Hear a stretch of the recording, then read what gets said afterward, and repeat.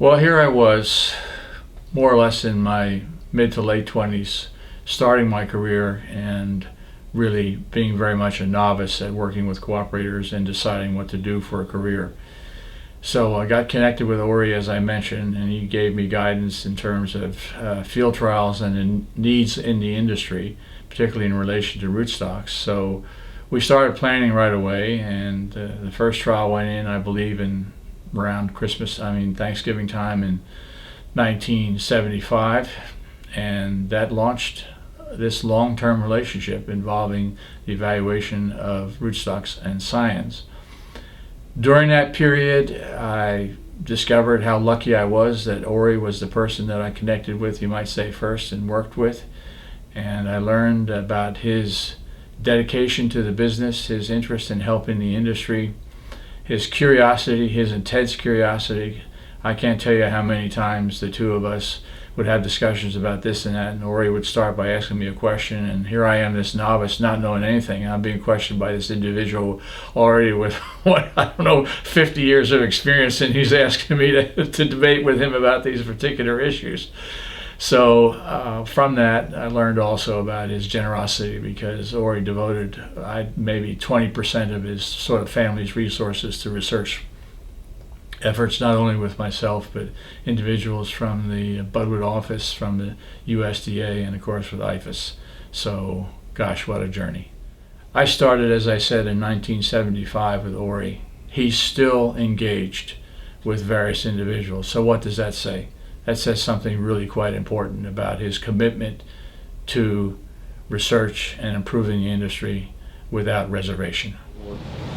Well, he's been huge for the rootstock work, and he's been huge for new sweet oranges, and all of that work is done for the benefit of the industry. So I think he actually organized groups of researchers, and I'm fairly sure he probably ended up paying a lot of the cost of hauling Bill Castle and some other researchers around the world, particularly to Brazil, to collect seed of any orange that they thought might have merit in Florida, and they brought them all back and planted the seedlings and grafted the seedling budwood to Swingle, and Orie had all of those oranges on his property. They're still in the grove across the street from his house, and a number of our new oranges that have made it commercial are from that work, and including Bernia and Itabori and Early Gold, Weston.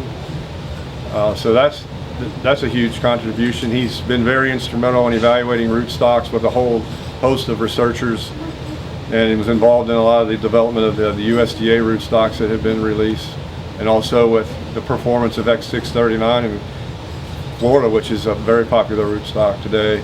Yep. Orie is the reason that we have the St. Helena project, where we've had our rootstock field days for the past 3 years. He found the property and purchased it, and then he went and had it cleared. It's a 20-acre piece of property. He had the well fixed twice and brought in a backhoe diesel pump and built a house over the pump station, and then he turned it over to our foundation for $1 a year to allow us to do all this important research on new oranges and rootstocks together. And he's also had intellectual input into the design of the experiments that we planted there by designing how the replications are planted in the grove to simplify the collection of the yield data. So it's a huge contribution to our research program. And this business about him being retired is in name only, because even when he so-called says he's retired, he probably doesn't go more than 2 days where he has to go back to the office to have some input or make sure something's being done the way he wants it to be done.